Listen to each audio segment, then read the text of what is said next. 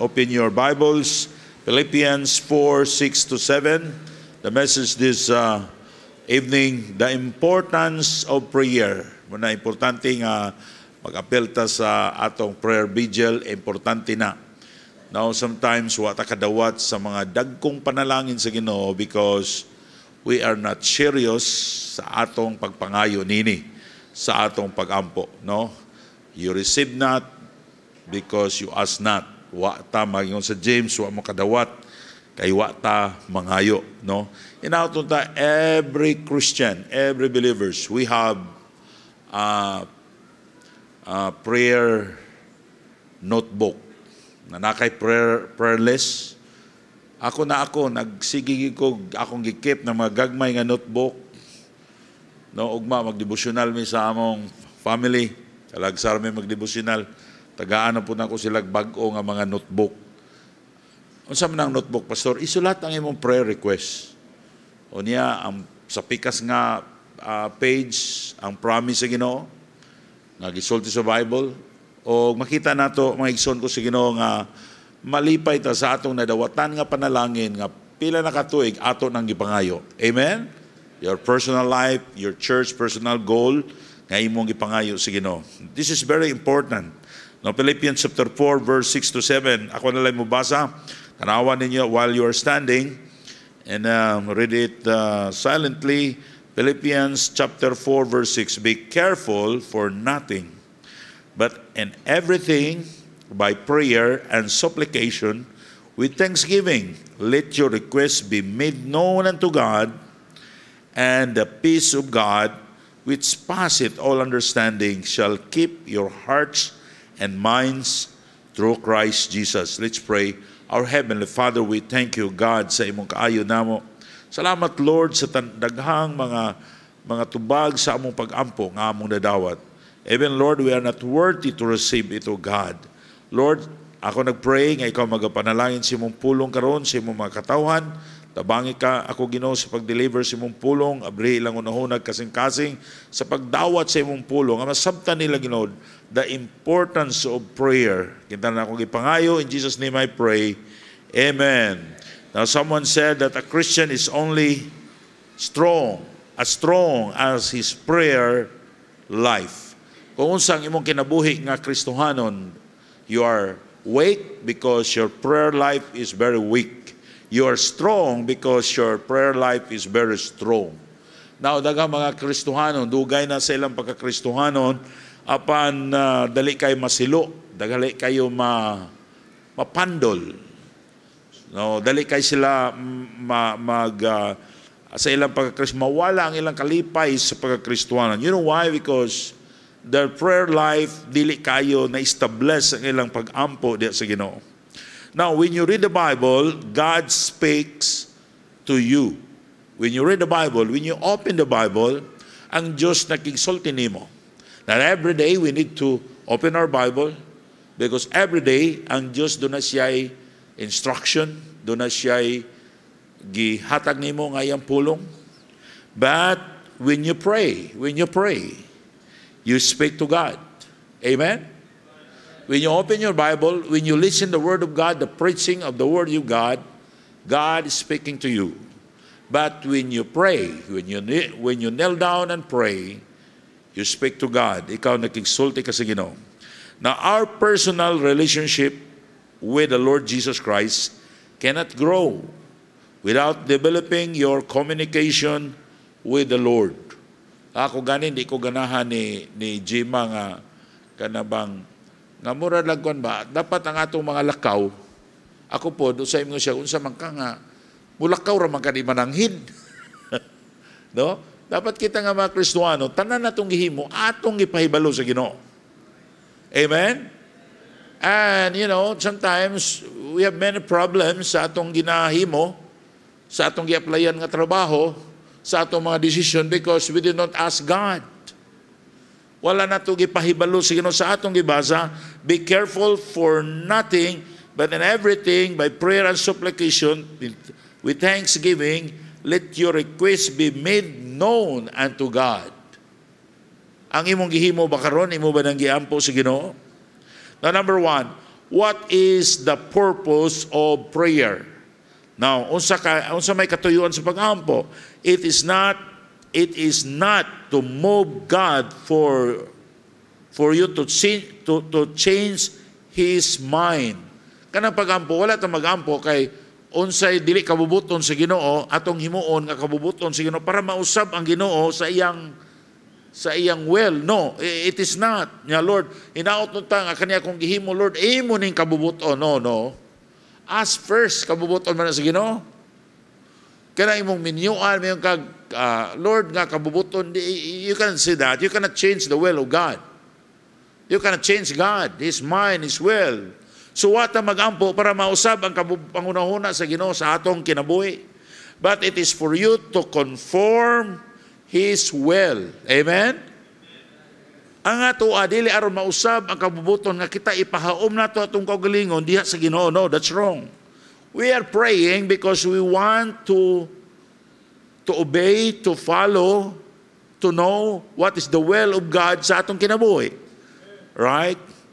A very successful Christian is this Christian nga tanan niyang gihimo iya sa daang giplastar sa iyang pagampo. Amen? Now, dili ta mo pray aron mausab ang kabubuton sa Dios sa atong kinabuhi apan aron kita makasunod sa kabubuton sa Dios. Letter B. A proper prayer life result in peace of heart and mind. A proper prayer life will result in peace of heart and mind. Ang sakto nga pag-ampo mo resulta og kalinaw sa hunahuna o kasing-kasing. Doon na malinawon ba mo yung hunahuna? Now, Christian, listen to me. Kung wala kay kalinaw karon, gubot ang imong hunahuna, kulang ka sa pag-ampo. Right? You need to pray. Ang sakto nga pag-ampo mo resulta sa kalinaw sa atong hunahuna o kasing-kasing. Now in Philippians chapter 4, verse 6 to 7, be careful for nothing, but in everything by prayer. Everything. There's no exemption. Everything. You know, about sa imong personal, sa imong decision sa kinabuhi. Everything. And supplication with thanksgiving. Sa atong pagampo, kuyog na ang pagpangayo o pagpasalamat. Let your requests be made known unto God. And the peace of God which passeth all understanding. Remember this. And the peace of God. It is not your peace, but it is the peace of God. Ang kalinaw sa Diyos, maanaan mo. Which passeth all understanding. Ang tao na libog sila, nagununa sila, why is it nga we have peace, we have joy in spite of our trials? It is a peace of God. Amen? Maanaan mo, shall keep your hearts and your minds through Christ Jesus. Now, if you are not saved, you don't have peace of God. You need to have Christ in your heart. Dapat imong dawaton si Kristo nga imong maluluwas aron doon na kay tinuod nga kalinaw sa imong huna o kasing-kasing. Now, number 3, to draw you close to God as you can prove His sufficiency for every need. Mag-ampo ta aron maklose ta sa Dios sa pag-prove kanato nga ang Dios sufficiente siya sa tanan natong panginahanglanon. God is active in every details of your life. God knows nga wala na kay bugas. God knows kung sa imong problema sa kinabuhi. Gusto sa Dios nga ato nang isulti niya kay gusto siya nga mahimutang close ngadto kaniya. Ang Dios aktibo siya sa tanan nimong gikinahanglan, kabalo siya. Sa wala pa ka musulti niya, nakabalo na siya sa imong needs. God wants gusto sa Ginoo nga gusto sa Ginoo makita sa Ginoo ang imong faith ngadto niya, imong pagsalig, pagtuo ngadto niya. Gusto sa Ginoo imong ipahungaw ang imong pagbati ngadto sa Dios. Malipay siya kung gisulti nimo ang imong needs. What is your need? Sa una sa ulitaw pa ko, I'm siguro 27 years old and I said, Lord, I need a wife. And ask God for a wife. Wala na sa Biblia nga manguyab mo pero di mo mga asawa. Pastor, manguyab ko pero kano sa di pa ko maminyo, kano sa ka maminyo, ambot lang, wa pa dugay pa oy. Ano manguyab man ka? Kani man ka mga asawa. O nyara mo manguyab kung magminyo na mo. Amen. Amen ba? Ay, ako ganing, gusto na kong magminyo si GR. Hindi pa magikuno siya. Sige na akong buya diri kinsay mga dalaga kung makitan. Kana na lang GR, oh. Kaya di mayabo ang sabaw kung kauban na sa simbahan. Amen? Wagin mo amen si GR yun. Now, in Matthew 6:8, be not therefore like unto them, for your Father knoweth what things you have need or before you ask Him. God allows needs to come into your life aron makaduol ka sa Diyos. Pastor, daghan kay kog needs, daghan kog problema. Praise the Lord. Aron maduol ka sa Ginoo. Now, God allows needs to come in your life aron makaduol ka sa Diyos. Now, daghan tag problema sometimes. Usay gamay ra, usay daghan, pero di kita mawad ag problema. Maigsoon ko sa Ginoo, did you give thanks to God every problems, every needs nga naani mo? Because every need and problems nga naani mo karon, mao nay makapaduol nimo sa Dios kanuman mo na imong ampuan sa Ginoo. Amen ba? Ang problema, watay problema na mo na pinakadakong problema. Kay now ana na ka pag wa kay problema. No? Now, the most dangerous time in your life is when every single need is met. Kung wa nagyug kay need, answer na tanan. Dagang kag kwarta, maay kag lawas, wa agyug kay gikinhanglan na. That's the very dangerous thing sa may tabo sa imong kinabuhi. Ano man, you didn't need God. Gusto na ka mo palayo sa Diyos, pwede na ka walay Ginoo sa imong kinabuhi. Praise God that we have a need and we have problems. Muna itong ampuan sa Ginoo. Salamat ta, we acknowledge wala ang Diyos, wa tay mahimo. Amen?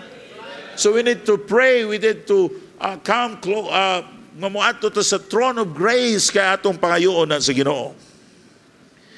In Revelation chapter 3, verse 16 to 17, so then become thou art lukewarm, neither cold nor hot, I spew thee out of my mouth, because thou sayest, I am rich and increased with goods, I have need of nothing. Ingon siya, wa na ko'y gikinahanglan, I have need of nothing, and knowest not thou art rich and miserable, and poor and blind and naked.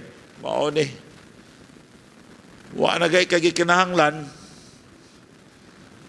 Riha aning isulti sa Revelation chapter 3 verse 17, miserable ka, pobre ka spiritually, blind, di ka kakita sa needs sa uban, the needs to be saved. Amen? Your loved ones, they need that you share them the gospel. You tell them about the Lord Jesus Christ, that Jesus Christ is the only Savior that they have. They need to believe Him and accept Him. Kay kung dili na dawaton si Jesus Christ, mamatay sila, nawa sila paglaom sa kinabuhing dayon, and their soul will go to hell, and they suffer in hell forever and ever in hell. Pero wa ka kita ni ana, wa ka, pobre kayo ka nga Kristohanon, miserable ka nga Kristohanon, kung naani mo tanan na. Now, salamat ba mo sa Ginoo sa inyong mga needs, sa inyong problema? Dapat magpasalamat kita. Ang Diyos doon na siya gitugot nga needs o problema sa atong kinabuhi aron makaampo ta og makaduol sa Diyos, aron siya magpanalangin kanato, aron doon na tay close relationship sa Ginoo. Okay, now mo na rason nga tanang butang atong pasalamatan sa Diyos. 1 Thessalonians chapter 5 verse 18, and everything without exemption, everything, tanan. What's your problem today? Apil na, ato na pasalamatan sa Diyos. And everything, give thanks, for this is the will of God in Christ Jesus concerning you. Amen? Say makaingon ta nganong gitugot man sa Ginoo, nganong daghan man kog problema gitugot na sa Ginoo. Sometimes we have problems, sometimes we have needs because God wants you to be close to Him. God wants you to kneel down and pray sa imong pag-ampo nga naa diha ang imong kasing-kasing. Kay kuyaw, you live miserably, you are blind, you are naked, you are poor, everything natagbo na, wa na ka gikinahanglan Ginoo. Right? So Revelation 3:16-17. Ano man, wa na siya, tanan na ingon siya, wa na ko gikinahanglan, wa na ko, every need is met. Wa ko, I don't need nothing. Mo sa atong pasalamatan ng Ginoo. So naa kay problema karon, ang ampo kita kay maunay makapaduol nato sa Ginoo. Kaya nag-abot na to sa langit, wala na'y problema. Amen? Ingon ta, grabe no, ingon naka-experience ka problema, ingon niya na. Oh, naka-experience ako isa. Nganong wa man ko maka-experience ana no? O adto na ta sa langit ba? Sa karon ingon ta aayaw taon Ginoo palayo, pero pag-abot sa langit, ang ubang Kristohanon isa gwapo ta naka-experience pag ana no? Una-una kay ko kung madala po ta sa rapture, no? Wa po ta ka-experience sa mamatay. Isa yung mga tag-awa po ta ka-experience sa rapture. So, paison ko sa my point is this. Tanang butang gitugot sa Ginoo sa imong kinabuhi. Gibutang na sa Ginoo aron mag-ampo ka. Aron muluhod ka. Ato ng pasalamatan sa Ginoo. Now, number 2, how do I pray? How do I pray? Unsaon man ako sa pag-ampo? Usaon na ito pag-ampo? In Romans 8:26-27. Likewise, Romans 8:26-27. Likewise, the Spirit also helpeth our infirmities, for we know not what we should pray as we ought, but the Spirit itself maketh intercession for us with groaning which cannot be uttered. And he that searcheth the heart knoweth what is in the mind of the Spirit, because he maketh intercession for the saint according to the will of God. Now, how to pray? Usaw na ito pag-ampo? The Holy Spirit will help us. Amen? The Holy Spirit, mo'y mutabang nato, mo'y mo unsaon na to paglitok ang mga pulong nga dapat atong masulti diya sa Ginoo. Make it clear that we don't always know how to pray or what to pray. Ako mahadlok ko mo pray sa congregation, muna usahay basta naa sa simbahan unyang basta gusto ko mulingkod sa luyo kay mahadlok ko paampuon. Pero kamo diya sa luyo kung ano mo tubangan, di talagi mo paampuon. Mahadlok ko ana. Usahay dito ni Gemma sa Mantika sa California. Akong giingnan si John ko, John, kay ang akong schedule next Sunday mag-preach ko John. I don't want to preach ko nga okay lang ko gusto ko John. Maminaw ra ko gwali. Kay dili lang ko magwali kay dako nga church. Ngon siya, sige pastor, I will tell my pastor nga you're coming this Sunday. So gikuha ko niya dito na ko galingkod sa tunga-tunga niya. Nahubag akong tiil sa arthritis. Kay sa US nagkaon ko sige kaog litson kay kada adto na mo litsonan man mi. Kaon sad ko. Nahubag nga akong tiil. Then the pastor stand in the pulpit, giingnan siya nga nas pastor he will not preach next Sunday. Naalan siya kay maminaw lang siya. Ingon siya, okay, we have sa opening ko na mo, service nyo siya, we have visitors from Philippines. Ko patay, ako na gini. I asked them to come and to pray for our opening prayer. Kaingon ko, pag nagwali na lang ko na. Kaya napay outline. Listen man sa mag-ampo kang basahon ni mo. Pero nakakita ko mga pastor, nag-pray, nagbasa eh. Kuway pa magsulat lang kong prayer, no? Prayer notes. Basta kuyawan ako eh. Bisa sa katibunan ganing, kuyawan, di ko magampo. Kaya makuyawan, naghang ko yun na, basig basig masayop kog sulti, no? Pero ang Holy Spirit mutabang sa atong pagampo. Bisan dili ta kaayo kabalo mo ampo. The Holy Spirit knows unsay imong buot ipasabot niya na. So ask the Holy Spirit to help you what to pray. Now, number 2, there are some basic guidelines of prayer. Number 1, pray always. Develop lifestyle of prayer. In 1 Thessalonians 5 verse 17, pray without ceasing. Pag-ampo sa walay paghunong. Sige kag pray every day. Ayaw bakasyon sa pag-ampo. Ayaw pag-undang sa pag-ampo. Now, kanasa mo mag-ampo, kasagaran na to, kadlawon, mag-pray. Sa di pa mo mata. Sa di pa mo ligo. No? Sa'y mag-ampo tag 3 seconds. Kaya na late na. Dugay ka mata. Kung doon na ka mo ako, kung mag-ampo ko, kung I'm walking around the house, mag-exercise ko, I'm praying.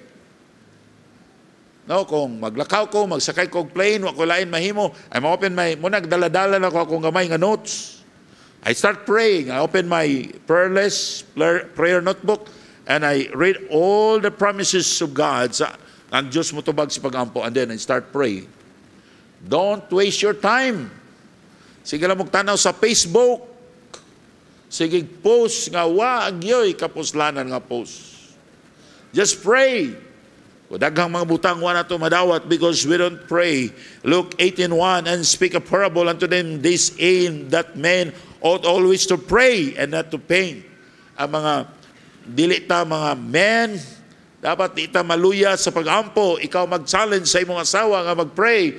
Ikaw mag-challenge sa imong mga anak nga mag-pray. Ikaw mangitag paagi that your family is praying, because if you're praying, your whole family is praying. That family is a blessed family. The devil cannot attack that family. That family is a strong family. Amen? Number 2, pray always. Number 2, don't repeat the same words over and over again.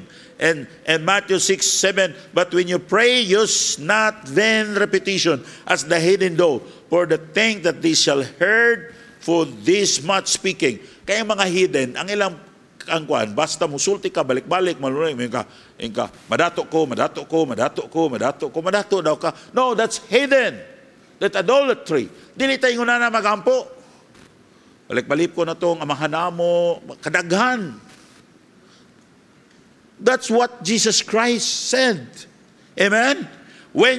But when you pray, use not vain repetitions. Right? As heathen, do not they think that they shall be heard for their much speaking. Doon ay nangawat o kanang, nangawat ba o kanang, kanang humot ganing, kanang nangka, ngawat siya nangka, pagkaawat niya, nag-guilty siya. Pagka Domingo, simba siya. Ni kumpisal siya, ingon na pare, onse sala ni mo siya, nangawat ko padre og nangka. Usa ka buok, yung padre, pila ka buok siya, usa. Mag-ampo kag amanamo, duha, o duha ka Ave Maria. Ingon siya, padre, pwede na ko upaton? Siya, duha ramay akong gingon mo, duha. Siya, upaton lang na ko, upat lang kay, doon na pa may usa ka nangka. Akong balikan. Ay, dili ta ingon na balik-balik ang ampo. Amen? Dili ta mga kay wa na sa Bible. Now, number 3, talk to the Lord as a friend. And John 15:13, greater love hath no man than this, that a man lay down his life for his friends. Muna din nato budhian ang atong amigo nga Ginoo. When you know, every Sunday, your friend, the Lord Jesus Christ, is waiting you here in the church. When you come and sa invitation, Jesus Christ is standing here. Maybe he's standing here, waiting for you to come and to talk to Him, to surrender, to give your heart to mga ikagpasaylo o unsay gusto nimo nga isulti diya sa Ginoo. Ang Ginoo, no, kung dili ka mo simba anang Domingo, ang imong amigo wala nimo siya gitunga. Ako doon ako yung mga amigo gyud. Kabalos Pastor Ramon, Pastor Sudi, si Yukom, kabalo niya ko mga sakop. Ya, unsa di mo ibataron si Yukom, ibataron si Pastor Sudi, si Pastor Ramon. Kaya mo na ako mga amigo, kung ma-stress ko, ako rin sila ipatawag. Mga ilang mga naong daan, katawan na daan. No? Si Pastor Gil, yung ang uban yung ang imo lagi mga amigo, Pastor, no, mga jokeron. Di ko ganan kayo ng amigo nga seryoso. Oy, kay masakit itong kasing-kasing. Kanang bisag hapit na kami ni Pastor Gilbert sa una, bisag bahala ito sa Africa, sa kalisod, stressful kayo kung sa Africa mo kung magwali, kay lisod sa Africa, sa ato i-pray ng mga tao nga, si Missioner Harley, kaning mga nag-missionar ato sa Africa, di na lisod ng Africa, oy.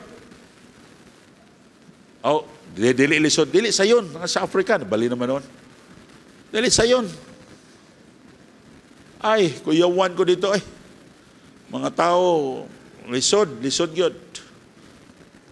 Pastor John, lagi ako nakita dito nga, wag yun si Pastor John. Simba ko dito, na ako pimiron, ako sa tubangan. Pagka, sa kasisyon, akong ignas Pastor John, di na ginako kaya, Pastor John. Nga naman, ko, basta makuyapan ikos baho nila. Basta gawas ko, eh. Nanunod po silang Jima, nang gawas po. Sigaw ko na, magining baho, gini, pag-aanan ako sa kong atubangan, pertim yung baho, Wag ko gitawag sa Africa. Kaya lagi ko mabuhi dito. Lagi ko mabuhi. Aban, may son ko sa Ginoo. Doon ang Diyos dapat mag-isulti ka as your friend. Kaya dito, bisag lisod, mag-joke lang pa sa tukero, wana, lipay na ko eh. Bisag. Kita mi dito, nalubong nga mong sakyanan. Nalubong ba? Nalubong. Kunya, before nalubong, nakakita mi guan, nakakita mi layon. Gamay o mag-asawa, no? Ang usam nakita, yung anak, ikaduha, babae din ang lalaki. Pero kuyawan mi, kaya nalubong mo, gawas ka. Mataranta, balang kagdagan. O say, ang layon, tanaw niyo, no, nga, para kadako ra sa, gumagulang na sa iro na. Pariya kadako na sa kabayo, maunsaon yung mga pagdagan. Ingon si Pastor Gilbert, ingon siya, may problema, Pastor, payat. Diwang magay gana ba? Kilakaw siya payat na kusog na budagang kiniwang. Pero ang atong, di ba, kamo ganahan mo na yung amigo, no? No, di ba? Ang atong Ginoo, atong amigo. Talk to Him. Doon na si Gihon noon ay siya, Lord, ako na po na imong amigo. Wala na ko'y bugas. Pwede. Jesus Christ is our friend. Amen. Talk to Him. Ako mga amigo, kung mag-istorya mi, usay pagtanan ako cellphone, sa kauras na diba? Now, ang atong Diyos, atong amigo, ato siyang sultihan sa atong mga kahiubos, mga problema, mga kabalaka, mga gikinahanglan nimo. Lord, nasakitan yung ko Ginoo sa gisulti sa Kristohanon. Lord, tabangi ko. Lord, na-envy ko Ginoo. Lord, na-envy ko kay nganong siya nakapalit magbagong sapatos, ako wala. Nganong siya na-promote, na-increasean ng sweldo, niya ako wala. Now, kanang envy sa yawa na. Amen? Rejoice to them that rejoice. Ayaw pag-envy. Kaya kanang mag-envy ka, mabali man na. Masuko ka sa nag-rejoice. Malipay ka sa nagsuko. Di na maigingon sa Bible. Amen? Kung inyong silingan, hindot kayong kabutang, ipanalanginan si Ginoo, mag-ulay mo. Malipay ka mo, muna kinabuhing Kristohanon. Then number 4, you have direct access to God personally. Dili na ta nagkinahanglan nga mudulog pare kung mag-ampo ta. 1 Timothy chapter 2 verse 5, for there is one God and one mediator between God and man, the man Jesus Christ. Ephesians 2:18, for through Him we both have access by one Spirit unto the Father through Christ. Sa dihang gidawat na nato si Jesus Christ nga atong maluluwas, nagpuyo siya sa atong kinabuhi. No, andun ang Holy Spirit nagpuyo na sa atong kinabuhi, and we have access in heaven. Right? No need na nga ako sa atong isulti. Isulti po dito, no.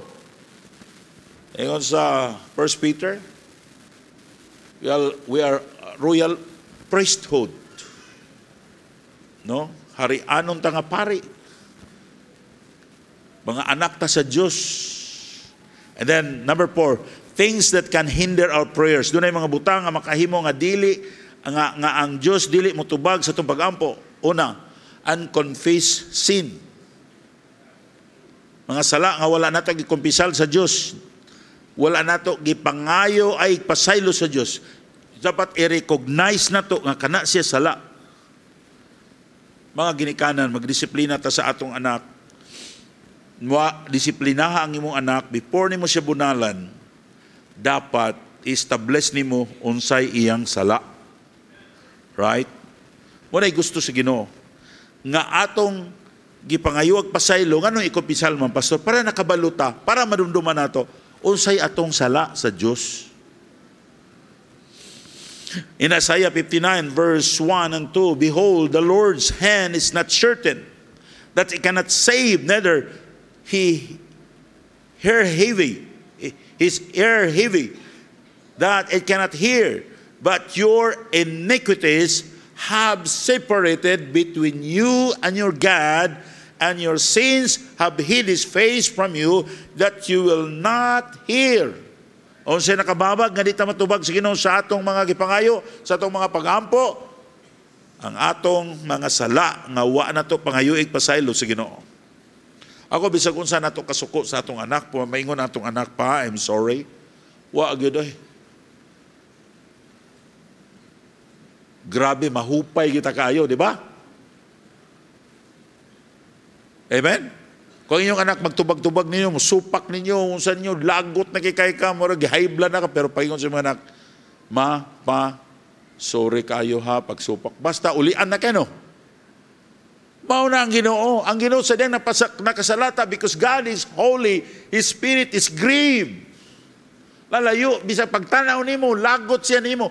Pero gigugma kaniya, but as His children, gusto niya mag-usab ka, magbago ka.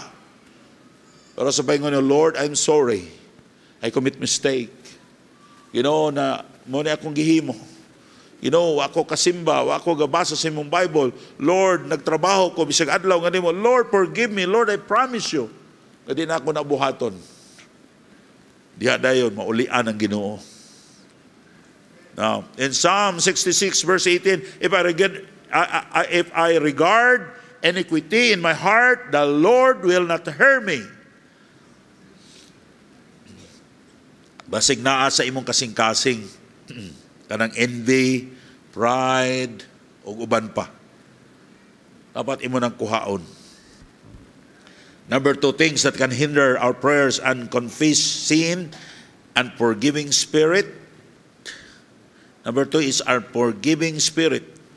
In Matthew 6:14-15, for if you forgive men their trespasses, your heavenly Father will also forgive you. For if you forgive not men their trespasses, neither will your Father forgive your trespasses. Mga atong pasayloon to mga tao nga nakasala nato. Mika pastor, wa man sila mangayog pasaylo. Pasayloan na lang. Bisag wa mangayog pasaylo. Number 3, bitterness. In Hebrews 12:5, looking diligently lest any man feel of the grace of God, lest any root of bitterness spring up, trouble you, and thereby many be defiled. What is bitterness? Mga kalagut-gut.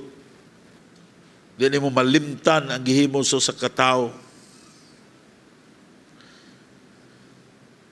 Dapat wala kay bitterness. Amen? Ito na bagyo yung mga tao nga imong yung gidumtan sa imong kinabuhi.